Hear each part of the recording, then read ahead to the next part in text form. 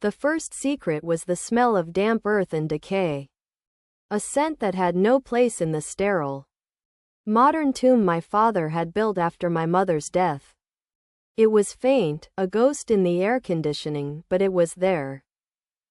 I found its source in the library, in the corner where my stepmother, Anya, had placed a heavy Chinese lacquer cabinet.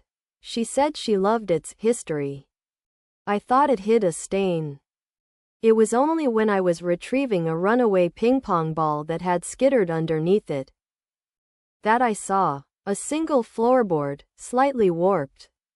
Its finish a shade lighter than the others around it. It was a scar, hastily concealed. I pried it up with a butter knife, my heart a frantic drum against my ribs. The space beneath wasn't empty. It held a single, mud-caked object, a woman's high-heeled shoe. Elegant and terribly familiar. It was my mother's. The one she'd been wearing the night she died in the hit-and-run accident a year before my father married Anya. The police report said she'd lost both shoes on impact. They were never found. Now, one was here, buried beneath the floorboards of my father's house, hidden by his new wife. The world tilted on its axis. The accident suddenly felt like a lie, a carefully staged play. And Anya, with her cool smiles and perfectly manicured hands, wasn't just a gold digger. She was something far, far worse. My revenge, which had once been a simmering resentment, instantly crystallized into something cold, hard, and patient. I would not expose her. I would excavate her. I became an archaeologist of her deceit. I replaced the floorboard, the shoe remaining in its dark grave, my first and most damning piece of evidence. I began to dig into her past, the one she'd presented as a tidy orphan success story. It was a fiction. Her real name was Anya Volkov, and she had a trail of debts and disappeared acquaintances. Stretching back a decade, she was a chameleon, adapting to richer, lonelier men. Each relationship ending with a conveniently tragic death and a transfer of assets. My father, a kind, gullible architect, was her masterpiece. I learned her routines, her secretive phone calls made in the garden. The way she always locked the door to her private study. I needed to get inside. The key was my father's birthday, a number she used for everything. A gesture of fake intimacy that became her undoing. The lock clicked open. The study was a shrine to her predation. Fake passports, bank statements from offshore accounts, and a file on my mother. It contained photos, her daily routines, notes in Anya's handwriting. Asterisk walks alone on Elmwood. 7 p.m. Dark, isolated. It was a blueprint for murder. Rage, white and blinding, threatened to consume me. But I remembered the shoe. I remembered the need for proof, for an undeniable, cinematic reveal. I would not go to the police with a file. I would give them the killer. I planted a seed. I anonymously tipped off a contact about a suspicious, unsolved hit and run on Elmwood, mentioning a potential witness who had since left the country. I knew Anya monitored police chatter. She had a scanner app buried in her phone. She would panic. She would need to check her trophy to reassure herself it was still safely buried. I waited. I set up a small, hidden camera in the library, aimed at the floorboard. And then I left for the weekend, telling my father I was visiting a friend. The alert came to my phone at 3 a.m. on Sunday. The camera feed showed a figure in a dark robe, kneeling by the cabinet. Anya. She pried up the floorboard with trembling hands, reaching into the darkness. Her shoulders slumped in visible relief as her fingers touched the hidden shoe. It was the confirmation I needed. She wasn't just hiding a secret, she was guarding the proof of her crime. I returned home the next day. I said nothing.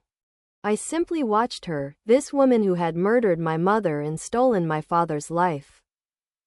She was paler, more brittle, her smiles tighter. The trap was set.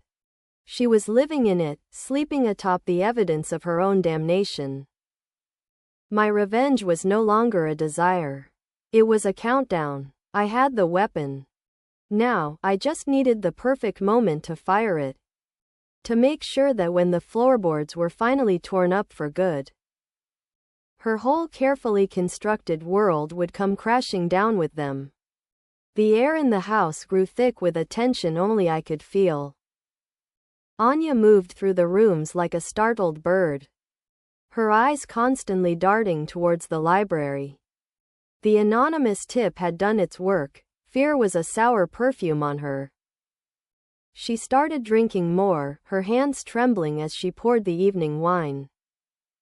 My father, ever the oblivious architect, attributed it to stress. I said nothing. I was a stone, waiting. My revenge needed a witness. It needed my father to see the monster for himself. A police raid would be too clean, too official. He needed to feel the truth in his bones. To pull the evidence from its hiding place with his own hands. The opportunity came on the anniversary of my mother's death. My father was always melancholic on this day, retreating into his study with a bottle of single malt and old photo albums. This year, the grief was a raw, open wound. Anya, sensing his vulnerability, was performing a masterpiece of sympathy, her hand on his arm. Her voice a soft, cooing lie. "It's a terrible thing, Robert," she murmured. "To lose someone so suddenly. So violently." I saw my opening. I let the silence hang for a moment before I spoke. My voice quiet but clear in the hushed room. "It was violent, wasn't it?" I said. "The police report said the force of the impact. It knocked her shoes right off her feet. They never found them." My father flinched, the memory a physical blow. Anya went rigid. Her eyes met mine, and for a split second, the mask of the grieving wife fell away, revealing the cold, calculating predator beneath. She knew I knew. What a strange detail to remember. "Leo," she said, her voice dangerously smooth. "Is it?" I held her gaze. "I think about it all the time.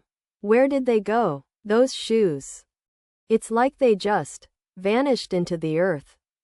I let the words hang, a poisonous cloud in the room. My father looked between us, confused by the sudden, sharp current running beneath our conversation. Later that night, fueled by grief and whiskey, my father became restless. "I can't sit in here," he muttered, standing up. "I need to. I don't know. Move." I followed him as he paced the house, a lost king in his own castle. He ended up in the library, drawn to the room that held his collection of history books.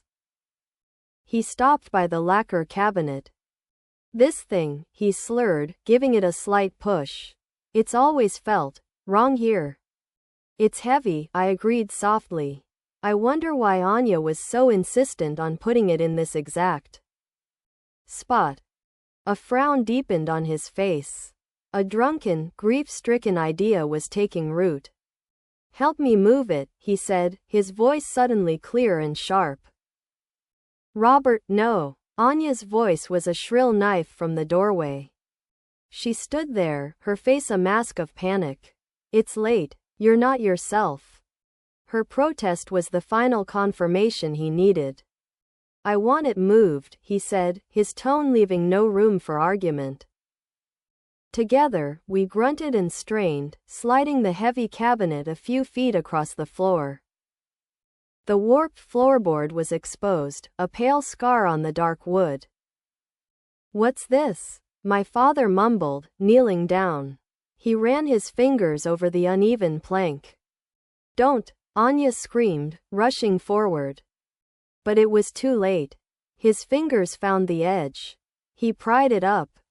The smell hit us first, damp earth, decay, and the faint, lingering scent of my mother's perfume. My father froze, his drunkenness evaporating in an instant. He reached into the darkness, his movements slow, disbelieving. And then his fingers closed around the strap. He pulled out the mud-caked, elegant high heel. Time stopped. He held it in his hands, a relic from his wife's grave. He looked from the shoe to Anya's horrified face. And the pieces of the last few years, the whirlwind romance, the convenient death, the strange behaviors, slammed into place with the force of a freight train. The revenge was complete. It was not a shout, but a silence. It was the sound of a man's heart breaking as he held the proof of his wife's murder in his hands, given to him by the woman he had let into his bed. Anya didn't speak. She just stood there, exposed, her secrets laid bare not by the police, but by the very grief she had helped to create. The floorboards had given up their ghost, and it was hers. The silence in the library was more deafening than any scream. My father knelt on the floor, cradling the mud-stained shoe as if it were a holy relic. His shoulders shook, but no sound came out. The grief was too vast for noise. He wasn't looking at Anya anymore. He was staring into the abyss her betrayal had carved into his life. Anya broke first. The calculated coolness she'd maintained for years shattered into 1,000 pieces. "Robert, it's not what you think," she pleaded, her voice a desperate, ragged thing. I found it. I found it years later in a box of her things. I was going to tell you, but I was afraid. I didn't know how to explain why I'd kept it. It was a pathetic, transparent lie, and we all knew it. The shoe hadn't been stored in a box, it had been buried. The smell of grave earth still clung to it. I said nothing. My role was over. I had set the stage and handed my father the truth. Now, it was his play. He finally looked up at her, and the love that had been in his eyes for the past 3 years was gone, replaced by a cold, forensic horror. "You were there," he whispered, the words cracking. "The police report." A witness described a woman in a dark coat, standing under a street lamp down the block. They thought she was just a bystander, in shock. He stood up slowly, the shoe dangling from his hand like a dead thing. "It was you, wasn't it? You weren't in shock. You were watching." Anya took a step back, her face ashen. The mask was not just cracked, it was obliterated. The real Anya Volkov stood revealed, a woman capable of watching a human being die and then marrying her widower. My father's voice dropped to a whisper, but it carried more power than any shout. "Get out of my house." This time, she didn't argue. She seemed to shrink. The predatory confidence dissolving into the terrified posture of a cornered animal. She fled the room, and a moment later, we heard the front door slam. The police arrived 20 minutes later. My father, now sober and terrifyingly calm, handed them the shoe and told them everything. He showed them the warped floorboard, the hidden space. He gave them the name Anya Volkov. The investigation, once a cold case, was now red hot. I stood by the window, watching as an unmarked car pulled away, Anya in the back seat. There was no sense of triumph. Only a vast, hollow exhaustion. The revenge was complete, but it felt less like a victory and more like surgery, a necessary, brutal amputation to remove a cancerous limb. My father came to stand beside me. He didn't look at me, his gaze fixed on the empty street. "You knew," he said, not as an accusation, but as a statement of fact. "For a while," I admitted. He was silent for a long time. "Thank you," he finally whispered, his voice thick with a pain I knew would never fully heal. And I'm sorry. I'm so sorry you had to carry this alone. In that moment, the last vestiges of my anger dissolved. The revenge had never been about hurting him. It had been about saving him. About pulling him back from the edge of a cliff he didn't even know he was standing on. We stood there together in the dark, two survivors amidst the wreckage. The secrets were gone, dragged out from their hiding place and into the light.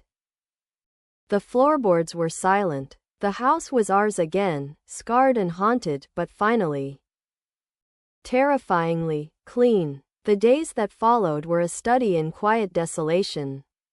The police took statements, collected evidence, and the lacquer cabinet was finally moved, revealing the dark, ugly scar on the floor where the board had been. My father didn't have it repaired. He said it was a reminder. Of what, he didn't specify, but I knew. It was a reminder of his own blindness, of the predator he had welcomed into his sanctuary. The legal machinery ground into motion. Anya, now exposed as Anya Volkov, was denied bail. Her history, once so carefully obscured, was laid bare. The hit and run was no longer an accident, it was a deliberate act, the first move in a long, cold game of conquest. My father, the architect, now spent his days with lawyers and detectives, meticulously deconstructing the life she had built on his wife's grave. It was his new, grim blueprint. I watched him, this broken king, surveying the ruins of his kingdom. And the hollow feeling inside me persisted. I had wanted justice, but this felt like a perpetual funeral. The house was a mausoleum, haunted by two ghosts now, my mother's, and the chilling echo of Anya's deception. I found myself drawn to the library, to that uncovered floorboard.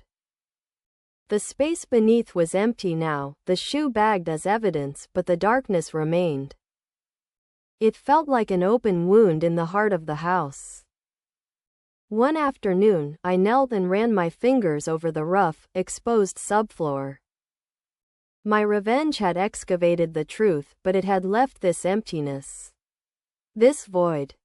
An idea, fragile and tentative, began to form. Revenge was about taking away.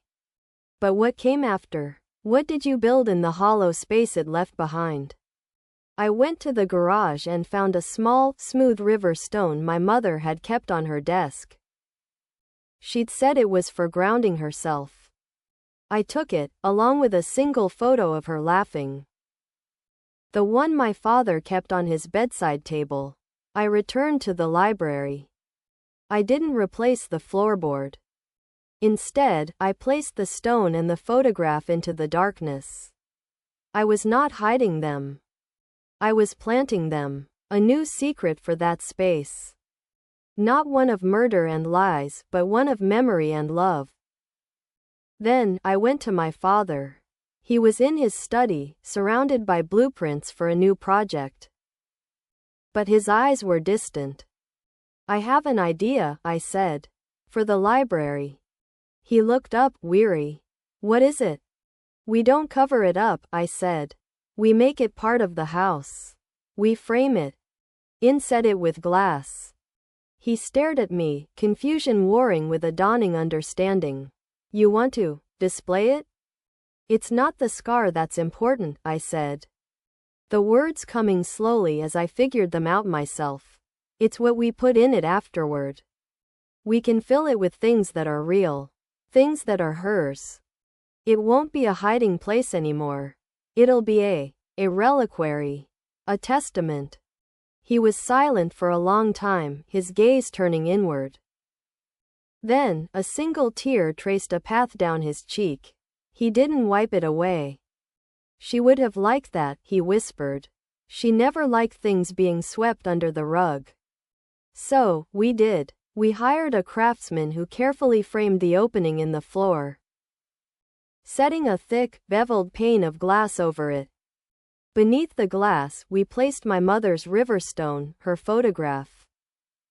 the dried rose from their first date, and a locket of my baby hair. We turned the hiding place into a small, sacred window. The revenge was over. It had been a fire, scorching and brutal. But from the ashes we were growing something new. The house was no longer a tomb. It was becoming a home again, its foundation strengthened by the truth. Its heart marked by a small, glazed-over wound that no longer festered in the dark, but held our love up to the light. The polished glass set into the library floor became the new heart of the house. It was not a wound, but a window. A window into a truth that was no longer terrifying, but foundational.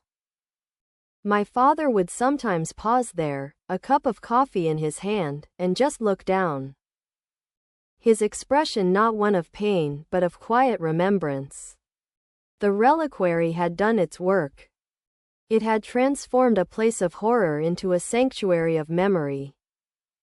The final call from the district attorney's office came on a bright, ordinary Tuesday. Anya Volkov had accepted a plea deal. Murder in the second degree. 25 years to life. There would be no dramatic trial, no reliving the gruesome details in a public courtroom. It was a clean, clinical end. My father hung up the phone and walked to the library. He stood over the glass panel for a long time. I came to stand beside him, watching the light play over my mother's photograph beneath our feet. "It's over," he said, his voice calm, final. "It is," I replied. We held a small, private ceremony for my mother a week later. Not at a gravesite, but in the library. We invited a few of her old friends. We told stories, we laughed, we cried. We celebrated the life that had been taken, not the violence that had taken it. For the first time since her death, it felt like we were properly laying her to rest. Not in the cold ground, but in the warm, lived-in heart of our home.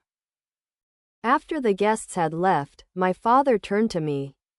"I've been thinking of selling the house," he admitted. "Too many ghosts." I looked around the room, at the light streaming through the windows, at the glass panel gleaming in the floor. "They're not all bad ghosts, Dad," I said softly. "Not anymore." He followed my gaze and gave a slow, thoughtful nod. "No," he murmured. "I suppose they're not." The revenge was a chapter that had ended. Its final period marked by the clang of a prison door. But our story was not a tragedy. The revenge had been the storm that scoured the landscape clean, leaving behind fertile ground. It had been the fire that burned away the rot, allowing new growth to emerge. My father and I never spoke of it again. We didn't need to. The proof was in the easy silence that returned between us. In the shared meals that were no longer strained. In the way we could both now speak of my mother without the shadow of her murderer darkening the memory. I had gone into the darkness beneath the floorboards seeking vengeance and had found only a poisoned truth. But by bringing that truth into the light, by choosing to build something beautiful upon it, we had disarmed it. The secret was no longer buried.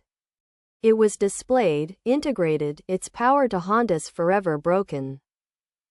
We had not just survived the evil that had been done to us, we had metabolized it, transforming its poison into a strange and hard-won strength. The house stood, not as a monument to a crime, but as a testament to what comes after. And we, its occupants, were finally free.